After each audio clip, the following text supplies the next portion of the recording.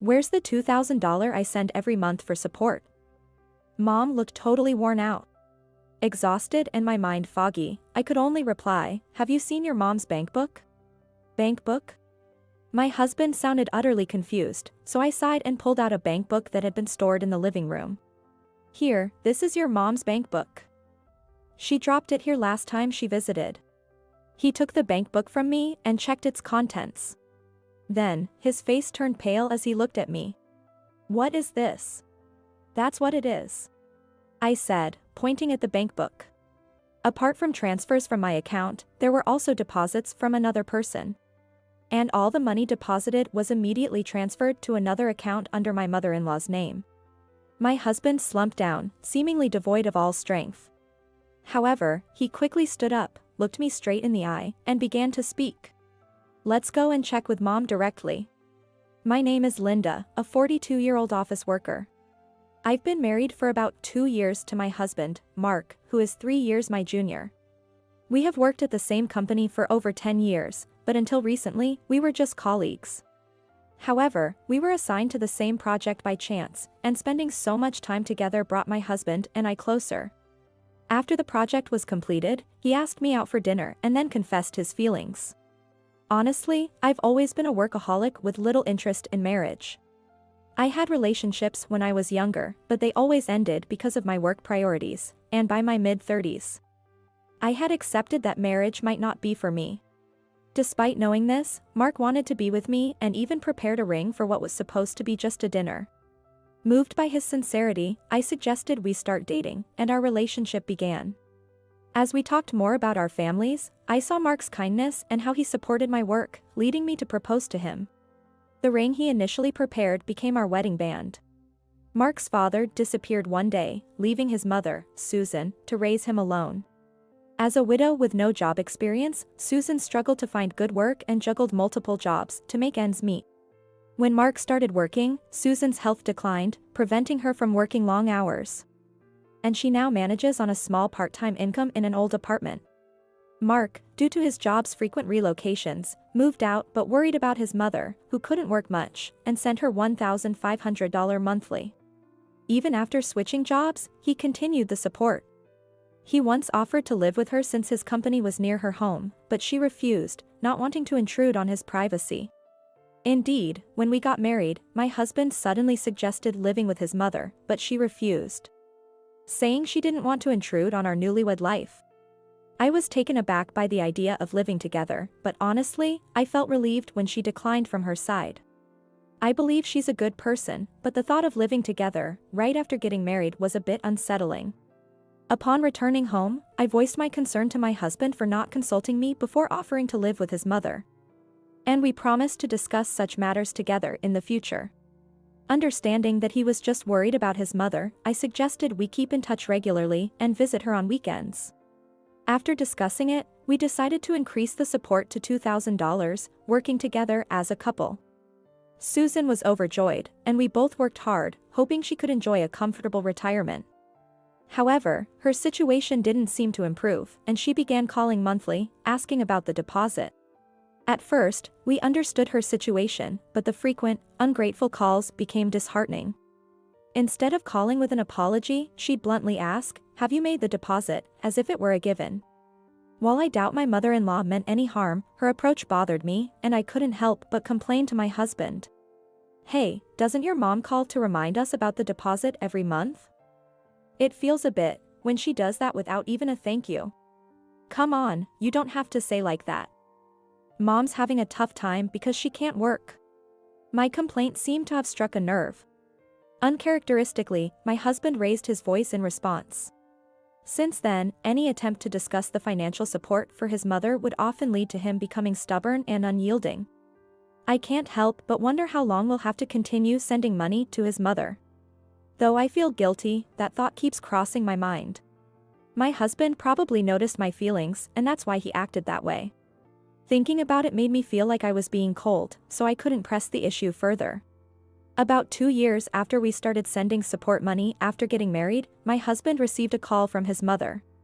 Listening to his, I could tell from his gloomy expression that it wasn't good news. "What?" Scammed. I was so shocked by my husband's words that I jumped up from my chair. I thought his mother was a very capable person, despite her frail health, and I was immediately concerned about how much she had lost. What did Susan say? I asked my husband after he hung up the phone. With a somber look, he began to relay the call's content. It seems Mom got scammed. She got an email, clicked on a URL, and it automatically said she was registered and needed to pay, so she did. That's a one-click scam. Why didn't she say anything when it happened? My remark made my husband's eyebrows shoot up. Maybe I was too harsh. But what's done is done. You've been cold to her lately, so she didn't feel she could talk to you. She was so troubled that she took out a loan to pay it off. And now she can't pay this month's rent or water bill, so she asked if we could increase the support money. He said, then pulled out his bank book and started calculating. Maybe I had been a bit distant in response to the persistent calls, but to be blamed like this. We need to do something about her debt. I brought over my bank book and sat next to my husband. How much is Susan's debt? She said it's around $250,000. We need to do something. I was speechless at the amount my husband mentioned. Where could she have borrowed such a large sum, especially without a house to her name? It's unlikely that a bank would lend such a large sum to my mother-in-law, who doesn't own a house. This raises the possibility that she might have borrowed from some dubious sources. I made up my mind and spoke to my husband. Let's just pay off the debt all at once. My husband turned to me, taken aback by my suggestion. He probably never expected me to propose such a thing.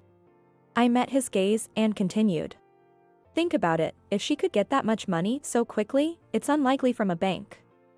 We need to pay it back fast. Or the interest will just keep growing.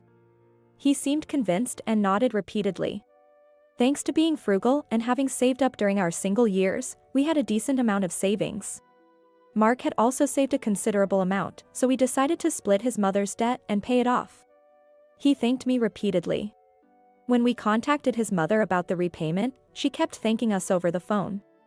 I could hear her sniffle, possibly from crying. It was a lot of money, but at least the debt was paid off, and we made her promise to consult us from now on, so we decided to let it go this time. However, something didn't sit right with me. When Mark took the money to his mother, she never revealed where she borrowed it from. He insisted on knowing since we were paying, but she only said she forgot the company's name and that they would come to collect the money directly, thanking us without giving any details. Maybe she's starting to get a bit forgetful. Worried, I suggested that we accompany her to the doctor next time. But she's stubbornly against going to hospitals. So we had to come up with a plan to get her to one. Just as we almost finished planning how to take her to the hospital, Mark's phone rang. It was a call from his aunt, Emily, who lives far away. Mark, it's been a while. Do you have a moment? Hi, Emily, it's been a long time. What's up? Emily is my mother-in-law's sister. She's a very reliable person, married into a family of landowners, and manages their estate. She despises dishonesty and can be strict, but she's always been kind to her nephew, my husband, and me, his wife. Susan called me. She said she needed to borrow some money. Are you guys sending her the monthly support? She mentioned she's been struggling to pay her electric bill for months. We were taken aback by this. We've always sent the monthly support, and we had just paid off her debt. After thanking Emily, we hurriedly contacted my mother-in-law and brought her to our house. She arrived with unkempt hair and wearing an old shirt, clearly looking like she was struggling financially. Mom, Emily said you asked her to lend you money. Why didn't you tell us? Oh, I didn't say that. She asked how I was doing, and I just said I'm not as well off as you guys, but living normally. Her expression didn't seem deceitful, so we exchanged puzzled looks. Could Emily have misunderstood something? Maybe a complaint sounded like a request for money. We reassured Emily that we were sending the support and managed to convince her. Does she have any other debts? Should we increase the support money? Susan isn't saying anything, is she? Maybe we should check her income and expenses next time. She might have signed up for something without realizing. Let's decide on increasing the support after that. My husband agreed with a nod. I put our bank books back in the drawer and finished up the household chores. A few days later, my husband went to visit his mother alone since I had to work on the weekend. I asked him to subtly bring up the idea of visiting the doctor, and then I headed to work. I was so busy with a work trouble that I couldn't even take lunch, but I managed to send a message asking, "How was your mom?" I had a missed call from my husband in the evening, but I only noticed it on my way home after work had ended. The absence of a message suggested it might be something important that needed to be discussed directly. Thinking this, I quickly messaged, "I'll be home in 10 minutes, and hurried back. I'm home. As I opened the door, I found my husband standing there, red-faced with anger. Sorry, I couldn't answer the phone. How was your mom? At my words, his anger intensified. Where's the $2,000 I send every month for support? Mom looked totally worn out. Exhausted and my mind foggy, I could only reply, "Have you seen Susan's bank book?" Bank book? He sounded completely taken aback, so I sighed and pulled out a bank book that had been stored in the living room. Here, this is Susan's bank book. She dropped it here last time she visited. He took the bank book from me and checked its contents. Then, his face turned pale as he looked at me. What is this? That's what it is, I said, pointing at the bank book. The bank book showed transfers from my account, as well as deposits from someone else. And all the money deposited was immediately transferred to another account under the Susan's name. My husband slumped down, seemingly devoid of all strength. However, he quickly stood up, looked me straight in the eye, and began to speak. Let's go and check with Mom directly. He called his mother. But she didn't answer. It was unusual for her not to pick up right away, so we decided to go to her apartment.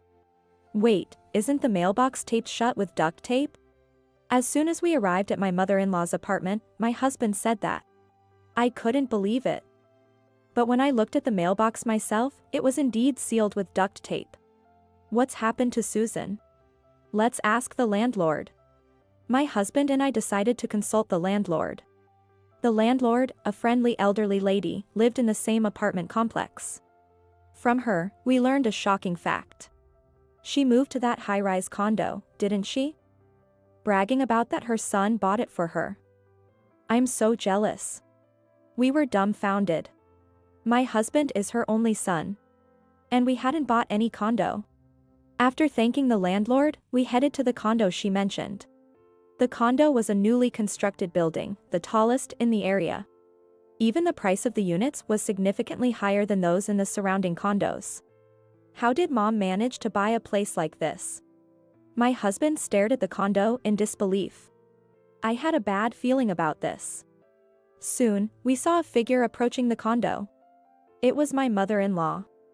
Unaware of our presence, she hummed a tune and skipped along with designer shopping bags in hand. Mom, what are you doing? My husband rushed towards her. She stopped in surprise, but then started walking towards the condo. My husband blocked her path. Annoyed, she looked up at him and simply asked, "What? What do you mean, what?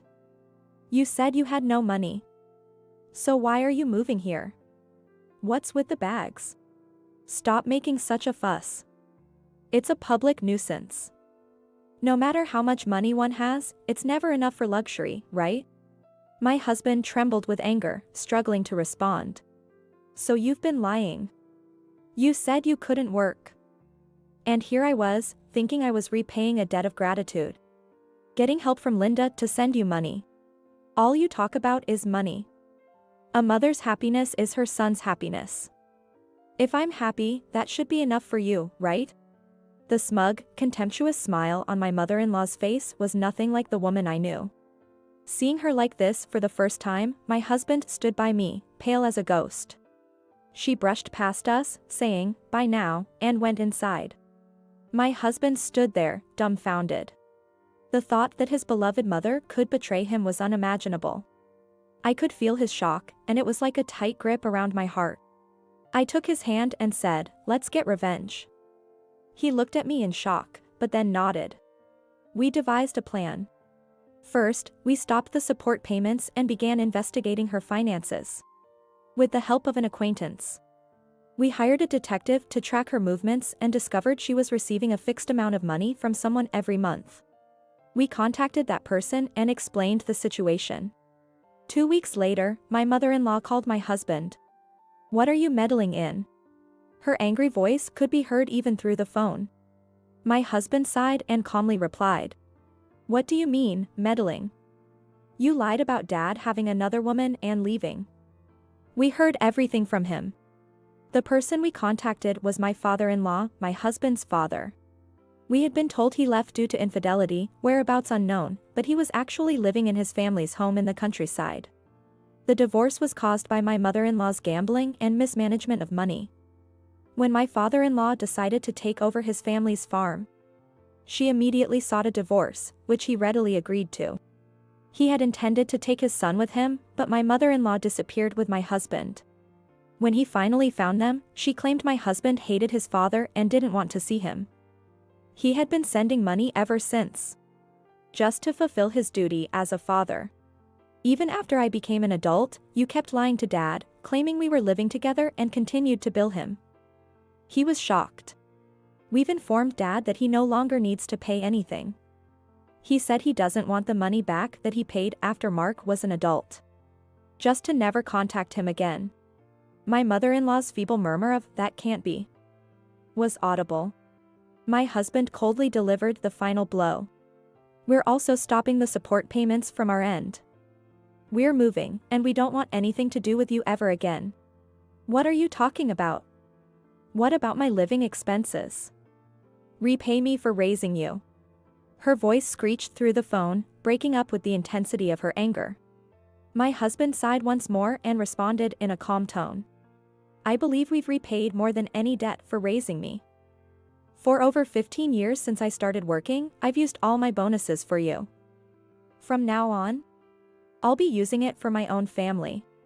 He said this and looked towards me.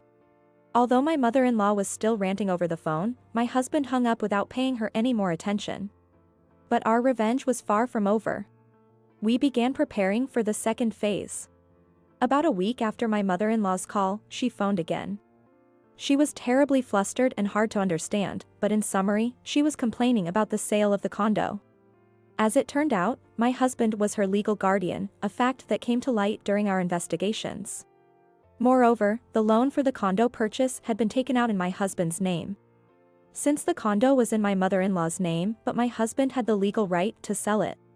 We received confirmation from a lawyer that the sale was permissible, and we proceeded with the sale. The condo was bought by me. "How dare you sell it without my permission? It was bought with our money, right? We've checked with the lawyer, and there's no issue." Despite her protests for us to return it or cancel the sale, my husband repeatedly explained that a buyer had been found and that the sale proceeds were rightfully ours. Still, my mother-in-law was far from satisfied, hurling insults over the phone. Unable to bear it any longer, I took the phone from my husband. "Hello, Susan. Please stop with the poor behavior. It's quite troubling. I'm the one who's troubled. The nerve of you, acting all high and mighty just because you're married to him. I thought you were well off and allowed the marriage, but you turned out to be nothing but a curse." As my mother-in-law yelled, I couldn't help but burst into loud laughter. She probably never expected me to laugh. The usually noisy mother-in-law fell silent. Still chuckling, I continued to speak. "Really, Susan, you're too careless. Making him your guardian and then taking a loan in his name is practically asking for it to be sold. We'll be taking back our money, and I hope we'll have no further dealings with you." Ignoring my mother-in-law's hesitant "wait, hold on." From the other end of the phone, I hung up. My husband, who had been anxiously watching, relaxed a bit when I smiled at him. 2 weeks later, we were informed that my mother-in-law had vacated the condo, and a new owner had moved in. We were relieved to see the sale proceeds safely deposited into my husband's account. Although we felt sorry for her potentially becoming homeless, we arranged for her to rent the same apartment she had lived in before as a form of severance, ensuring she wouldn't be on the streets. The landlord is a nice person but loves gossip, so she will likely spread all sorts of stories. But our revenge didn't end there. In fact, we had another plan underway beneath the surface. It seems it was executed right when my mother-in-law returned to her original apartment. My husband's phone, which had been ringing non-stop for about an hour after we received the moving completion notice from the movers, suddenly went silent. Then, a couple of hours later, he received a call from someone. "Hello? Yes, thank you very much. Please take care of it." After hanging up and letting out a sigh of relief, he gave me a thumbs up. The caller had been my mother-in-law's sister, Emily. We had contacted her as soon as we found out about the situation. She was furious on our behalf, even referring us to a lawyer. She also agreed to keep an eye on my mother-in-law after she moved back to her original apartment. Despite feeling a pang of sadness when Emily said she was a sweet sister once, we took her advice to steer clear of my mother-in-law for our happiness. On the day of the move, my mother-in-law didn't bother packing, even with the movers there. That's when Emily stepped in. To my mother-in-law's astonishment, Emily kicked her into action, forcing her to pack. Despite my mother-in-law's insistence that you are being deceived by my son and his wife, I'm the victim here. Emily was unimpressed and forcibly took her back to her previous apartment. Upon arriving at the apartment, my mother-in-law resisted. But when she was told that refusal would mean repaying all the previously lent money in one lump sum, she reportedly became compliant and followed instructions. It turned out that my mother-in-law had been extorting large sums not only from us and my father-in-law but also from Emily. Unaware of the full situation, Emily had been assisting her, believing she deserved support for the hardships endured in raising her son. Deceiving such a kind sister was unforgivable. It seems that Emily wasn't planning on just giving the money she lent to mother-in-law, and it's been arranged for mother-in-law to repay her out of her monthly salary. The amount she lent was so substantial that it might take a lifetime to repay. However, my mother-in-law has hardly ever worked, and she finds it difficult to secure even part-time employment. Moreover, on the rare occasions she does find a job, she tends not to stay long before quitting. Each time she quit, Emily would scold her, eventually securing her a daily part-time job at a friend's store. Despite claims of frail health, a forced medical examination revealed she was perfectly healthy and could work full-time. Having spent her life lying about working while enjoying leisure, this was a tough adjustment for her. And she was already struggling on the first day.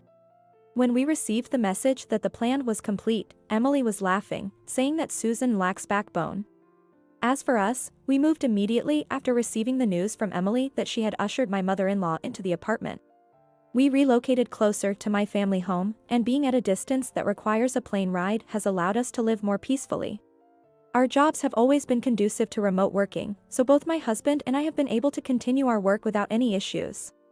Being closer to my family home has increased our visits back, and my husband has become quite close to my father. My husband and I had discussed that it would be okay if we couldn't have children, but to our surprise, I discovered I was pregnant when I went to the doctor after feeling unwell as our lives began to settle down. My husband was astonished by the news, but now he is utterly captivated by our growing child with every checkup. I feel the same and have promptly applied for maternity and parental leave. We plan to take turns and raise our child with all the love we can give.